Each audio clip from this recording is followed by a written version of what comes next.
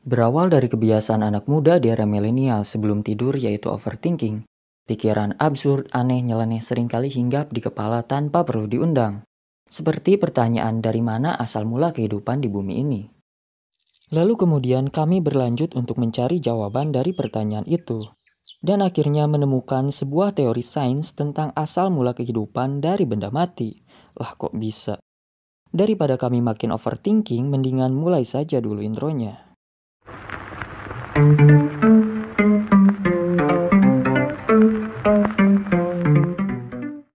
Jadi, menurut teori sejumlah ilmuwan, makhluk hidup pertama kali muncul sekitar 4 miliar tahun lalu, dikala permukaan bumi sedang beku. Kemudian terjadilah hujan-hujan meteor.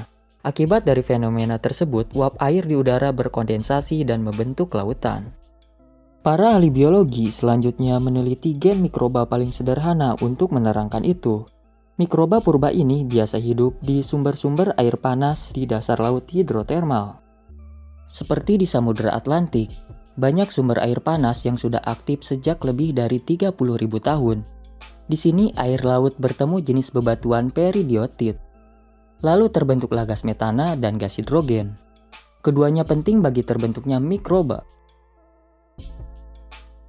Di sini juga terbentuk bahan utama bagi metabolisme. Inilah pangkal sumber energi yang memunculkan yang disebut biomolekul. Di dalam bebatuan berpori di dasar laut mereka berkembang, menjadi bahan awal terbentuknya hidup yang lebih kompleks. Mulanya hanya terbentuk sel-sel yang bisa hidup dengan bebas.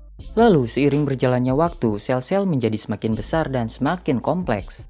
Terbentuklah sel-sel organ, kemudian terbentuklah sel yang mengandung elemen-elemen yang akan diwariskan, yang disebut eukariota. Inilah awal munculnya makhluk hidup yang memiliki sel lebih dari satu. Nah, itulah dia teori yang menyatakan bahwa kehidupan berawal dari unsur benda mati. Tapi tentunya asal mula kehidupan di bumi masih menjadi misteri di benak para saintis.